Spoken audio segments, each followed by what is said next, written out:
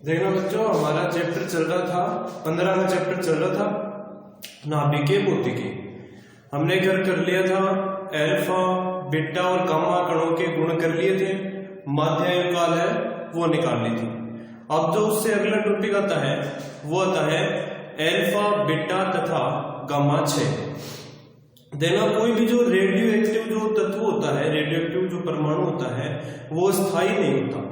वो अपना स्थायित्व प्राप्त करने के लिए अपने अंदर से अल्फा तथा गामा कणों का क्षय करता है, तब वो जाकर स्थायी होता है। यानी कि अगर कोई भी जो रेडियोएक्टिव परमाणु है वो स्थायी नहीं होता, अपना स्थायित्व प्राप्त करने के लिए अपने अंदर से अल्फा और बीटा कणों का क्षय करता है। तो अब देखना हम यही पढ़ेंगे कि अल्फा क्षय, बीटा क्षय तथा गामा क्षय क्या होता है। तो आपने वो हेडिंग लगा लेना सबसे पहले, अल्फा क्षय। अपना टॉपिक है अल्फा क्षय, बीटा क्षय तथा गामा क्षय। तो सबसे पहले देखना हम पढ़ेंगे अल्फा क्षय है वो क्या होता है। अल्फा डीके, अल्फा क्षय। मैंने आपको बता दिया कि जो रेडियोएक्टिव जो परमाणु होता है, रेडियोएक्टिव नाभिक होता है, अपना स्थायित्व प्राप्त करने के लिए अपने अंदर से अल्फा बीटा कणों का क्षय करता है। तब वो जाकर अपना जो क्षय होने के बाद में जो नाभिक आएगा वो स्थायी होगा। अगर वो भी स्थायी नहीं है तो दोबारा से वो अपने अंदर से अल्फा बीटा गामा है वो क्षय करेगा, और ये तब तक चलता प्रोसेस चलेगी जब तक कि वो नाभिक है, रेडियोएक्टिव नाभिक स्थायी नहीं हो जाता है। तो अब सबसे पहले हम पढ़ेंगे अल्फा क्षय वो क्या होता है। तो देखो, जो अल्फा कण होते हैं, अल्फा कण हीलियम के नाभिक होते हैं, हीलियम के नाभिक होते हैं। अल्फा कण होते हैं वो हीलियम के नाभिक होते हैं, जिसे 2He4 से प्रदर्शित करते हैं,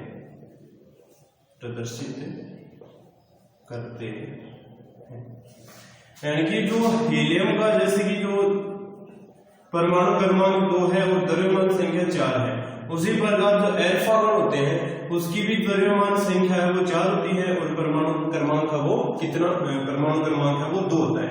इसलिए जो अल्फा कण होते हैं वो क्या होते हैं, हीलियम के नाभिक होते हैं। हीलियम को हम लिखते हैं 2He4 से। एक तो इसको अच्छे से आपको याद कर लेना है, 2 नंबर।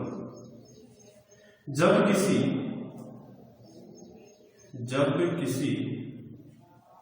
नाभिक से अल्फा क्षय होता है, तो उसके द्रव्यमान संख्या में 4 अंक की, जबकि परमाणु क्रमांक में 2 अंक की कमी हो जाती है। जब किसी नाभिक से अल्फा क्षय होता है तो उसके परमाणु क्रमांक में 2 अंक की एवं द्रव्यमान संख्या में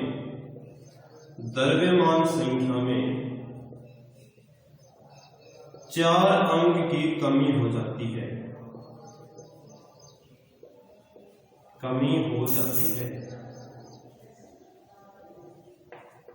यानी कि सिंपल सी बात है, अगर कोई भी नाभिक है उसमें अगर परमाणु क्रमांक और अगर द्रव्यमान संख्या में परिवर्तन हो रहा है तो नाभिक के आकार में भी परिवर्तन होगा और नाभिक का स्थायित्व की ओर अग्रसर होगा, है ना। ये तो बात है इसमें कि अगर परमाणु क्रमांक नाभिक से और द्रव्यमान संख्या अगर ये दोनों ही कम हो जाए तो नाभिक का जो आकार है वो भी छोटा हो जाएगा, और नाभिक का आकार छोटा होगा तो वो स्थायित्व की ओर आगे बढ़ेगा।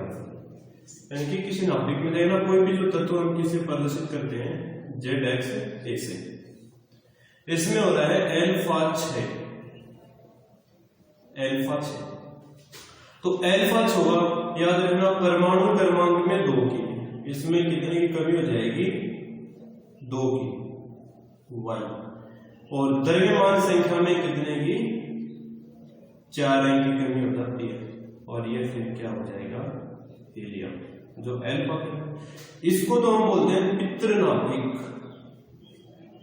पितृ नाभिक, और इसको बोला जाता है पुत्री नाभिक, और यह है हीलियम। मैंने कहा अल्फा छोड़ा, देखना यहां से कि हम कोई भी जो परमाणु है उसको इसी प्रकार से प्रदर्शित करते हैं, जेड एक्स ए सी। अगर इसका मैं अल्फा छोड़ा तो इसमें जो जेड है परमाणु क्रमांक है उसमें से 2 अंक की कमी हो जाती है, जबकि द्रव्यमान संख्या में कितने अंक की कमी हो जाती है, 4 अंकों की कमी हो जाती है, और जो बच गया है वो बचेगा हीलियम। देखना आप संतुलित करके देख सकते हो, Z-2 और यहाँ पर कितना है 2, इसमें से घटाओगे तो जेड ही बचेगा, ए माइनस 4 से 4 कैंसिल हो जाएगा, ये बचेगा, ये तत्व आएगा। और जो इसको तो बोलेंगे पितृ नाभिक, इसको बोलते हैं पुत्री नाभिक, और ये बच गया है हीलियम। जैसे कि देखना एक अच्छा सा एग्जाम्पल है,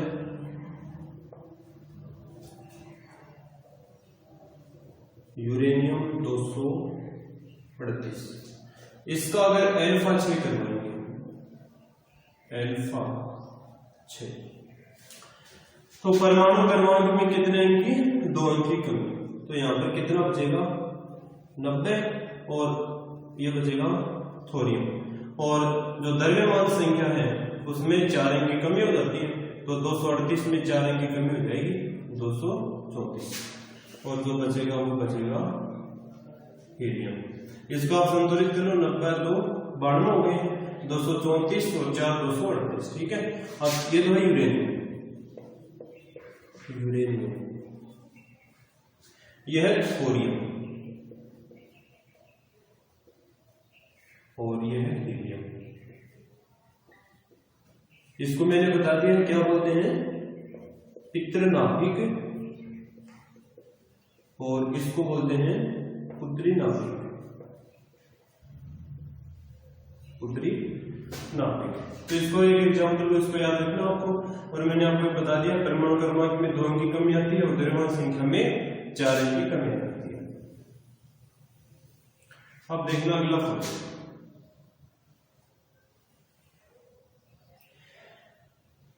अगला पॉइंट देखो, जिसको ये जो अपना मूल जो नाभिक है उसको हम बोलते हैं पितृ नाभिक, और जो उत्पाद बनेगा उसको हम बोलेंगे पुत्री नाभिक। यहां पे लिखना मूल नाभिक से, मूल नाभिक को क्या बोलते हैं, पितृ नाभिक, पितृ नाभिक, तथा उत्पाद नाभिक को, उत्पाद नाभिक को पुत्री नाभिक कहते हैं, पुत्री नाभिक कहते हैं।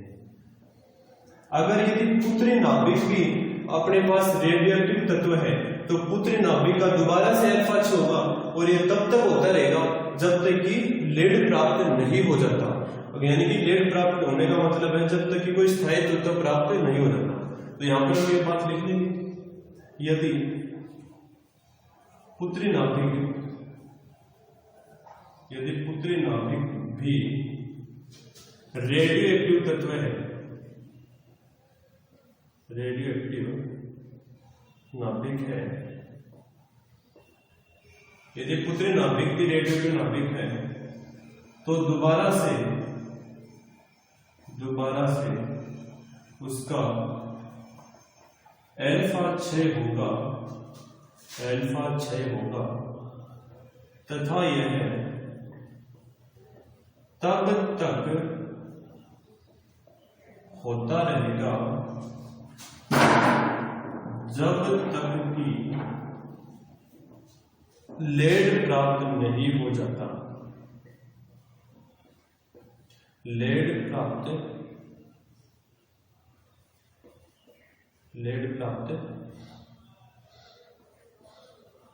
नहीं हो जाता। ठीक है।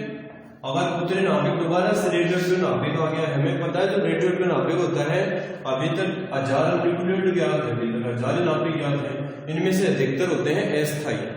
जो अस्थायित्व प्राप्त करने के लिए अपने अंदर से अल्फा बीटा और गामा किरणों का उत्सर्जन है वो करते रहते हैं। अगर उत्तरी नाभिक पे अगर हमारे पास दोबारा से रेडियोएक्टिव नाभिक आ गया तो दोबारा से उसका अल्फा 6 होगा, और ये अल्फा 6 तब तक होता रहेगा जब तक कि क्या प्राप्त नहीं हो जाता, लेड प्राप्त नहीं हो जाता। अब देखना अगला पॉइंट, अल्फा 6 उन सभी नाभिकों में होता है, अल्फा 6 उन सभी नाभिकों में होता है जिनकी द्रव्यमान संख्या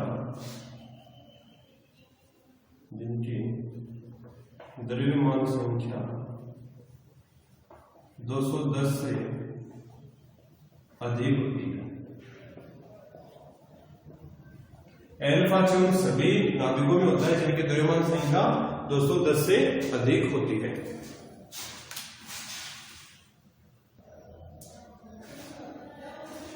अब देखना अगला पॉइंट,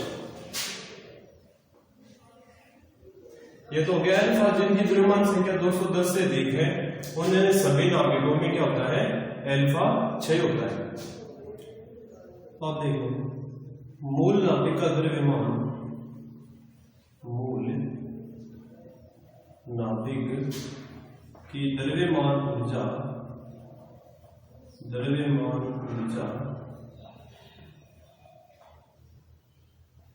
उत्पाद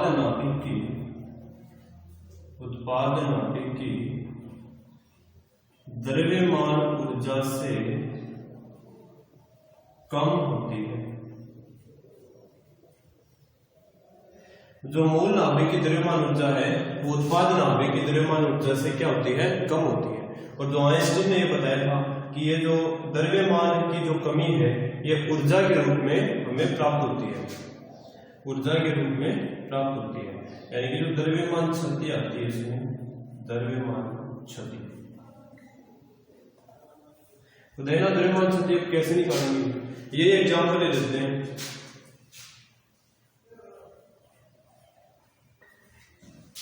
इसका अल्फा 6 आपको करवाना है, तो अपने पास कितना बचेगा, 90 थोरियम 234 प्लस 2He4, और क्या प्राप्त होती है, ऊर्जा प्राप्त होती है।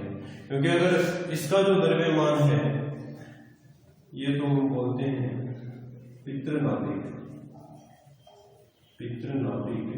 ये हो गया अपना उत्तरी नाभिक, और ये है अपना हीलियम, और ये है ऊर्जा। यानी कि इसका द्रव्यमान होता है अधिक, इसका क्या होता है, कम होता है। अब देना द्रव्यमान में जो कमी आती है वो आइंस्टीन ने बताया था कि ये कमी है ऊर्जा के रूप में हमें प्राप्त होती है, ये कमी है ये ऊर्जा के रूप में हमें प्राप्त होती है। अब देख रहे हैं, इसको मान लेते हैं mx, इसको मान लेते हैं my, इसको मान लेते हैं m अल्फा। तो जो द्रव्यमान शक्ति आएगी, द्रव्यमान शक्ति वो क्या आएगी, mx minus my plus m alpha, ये आएगी द्रव्यमान शक्ति। तो ये है अपना अल्फा 6। तो आपको अच्छे से इसको याद रख लेना है, ये अल्फा कण होते हैं हीलियम के नाभिक, जिसे हम 2He4 से प्रदर्शित करते हैं। जब भी किसी नाभिक से अल्फा 6 होगा उसके परमाणु क्रमांक में तो 2 अंक की, जबकि द्रव्यमान संख्या में 4 अंक की कमी हो जाती है। यानी कि Z से अल्फा 6 करवाएंगे तो इसमें देखना 2 अंक की कमी, इसमें 4 अंक की कमी, और बचेगा हीलियम। एग्जाम्पल के लिए यूरेनियम 238 है, इसका अल्फा 6 होगा तो बचेगा 90 थोरियम 234, और हीलियम ये अपना बच गया। अब मूल नाभिक को बोलते हैं पितृ नाभिक तथा उत्पाद नाभिक को बोलते हैं पुत्र नाभिक। यदि पुत्री नाभिक भी रेडियोएक्टिव नाभिक है तो दोबारा से उसका अल्फा 6 होगा तथा यह तब तक होता रहेगा जब तक कि रेड प्राप्त नहीं हो जाता। अल्फा 6 उन सभी नाभिकों में होता है जिनकी द्रव्यमान संख्या 210 से अधिक होती है। अब मूल नाभिक की द्रव्यमान ऊर्जा उत्पाद नाभिक की द्रव्यमान ऊर्जा से कम होती है। अब देखना द्रव्यमान शक्ति आएगी, क्योंकि अगर अपने पास द्रव्यमान में कमी आ रही है, द्रव्यमान में कमी आ रही है, जैसे कि यहाँ पर तो 5 kg था, यहाँ पर 4.99 kg हो रहा है, तो यहाँ पर जो द्रव्यमान में जो कमी है वो आइंस्टीन ने बताया था, ये जो कमी है ऊर्जा के रूप में हमें प्राप्त होती है। ये तो अपना अल्फा 6 है। अब देखना अगला टॉपिक आता है बीटा 6। आप इसका स्क्रीनशॉट है वो ले लेना जल्दी से।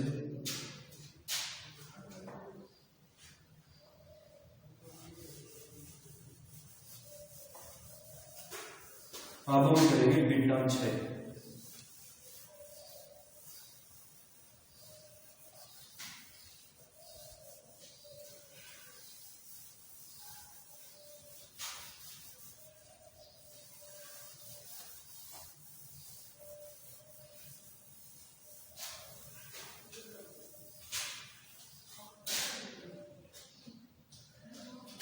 अब है बीटा 6।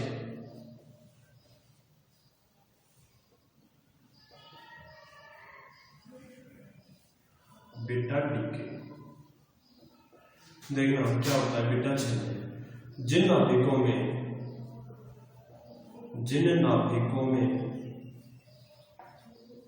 बीटा 6 होता है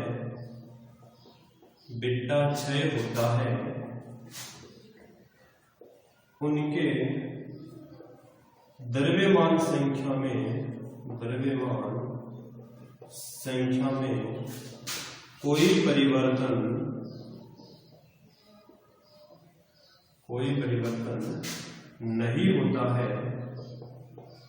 नहीं होता है जबकि परमाणु क्रमांक में एक अंक की वृद्धि या एक अंक की कमी हो जाती है। जिन नाभिकों में बीटा 6 होता है उनके द्रव्यमान संख्या में कोई परिवर्तन नहीं होता जबकि परमाणु क्रमांक में एक अंक की एवं द्रव्यमान यानी कि जिन नाभिकों में बीटा 6 होता है उनके द्रव्यमान में संख्या में कोई परिवर्तन नहीं होता जबकि परमाणु क्रमांक में एक अंक की वृद्धि या एक अंक की कमी हो जाती है। क्योंकि बीटा 6 दो प्रकार का होता है। जो बीटा 6 है वो कितने प्रकार का होता है? 2 प्रकार का होता है। एक तो होता है बीटा -6 जिसको हम बोलते हैं इलेक्ट्रॉन, और जो दूसरा होता है वो होता है बीटा +6 जिसको हम बोलते हैं पॉजिट्रॉन। अब देखना सबसे पहले हम इसकी बात करते हैं बीटा -6 की,